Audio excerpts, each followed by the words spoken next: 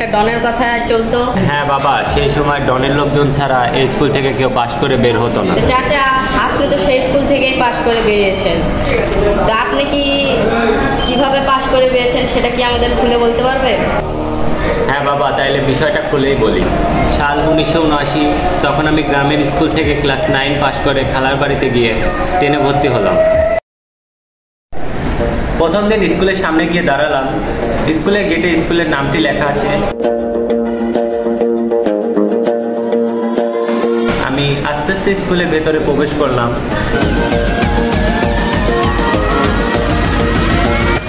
সামনে একটা ছেলের সাথে আমার দেখা হলো।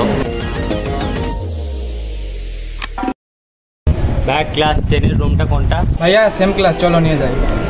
তো আমার আর বেশি অসুবিধা হলো না, আমার কক্ষতে প্রবেশ কর। চাচা, তারপর কি হলো? আচ্ছা শোনো বাবা, তাহলে বেশ 2-3 মাস কেটে গেল। ক্লাস 10-এর ছাত্ররা অন্য ছাত্রদের বিরক্ত করে। কেউ রাস্তা দিয়ে গেলে তাদেরকেও বিরক্ত করে। কেউ আবার খাবার খেলে জোর করে তাদের খাবারটা কেড়ে খেয়ে নেয়।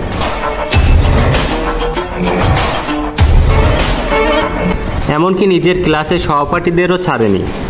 তারপর শুনলাম আমাদের ক্লাসে নাকি একটা ডনের ভাই থাকে,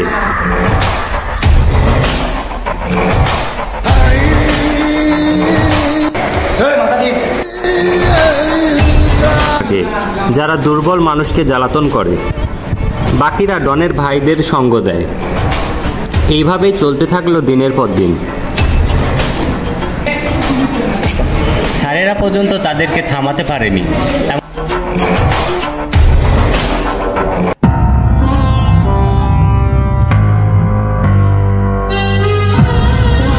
তারপর কিভাবে থামলো? কিভাবে? তাইলে শোনো।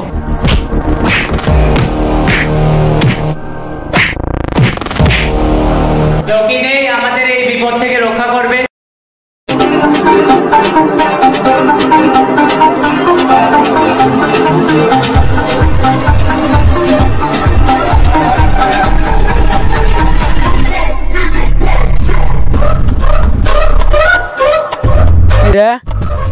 ভাবলি চো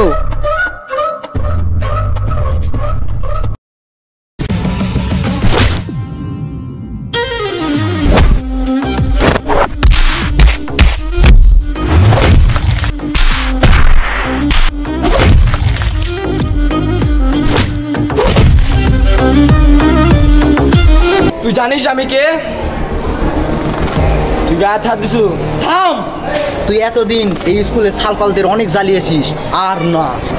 তুই থাম, তুই অনেক হিরোগিরি করেছিস। মার।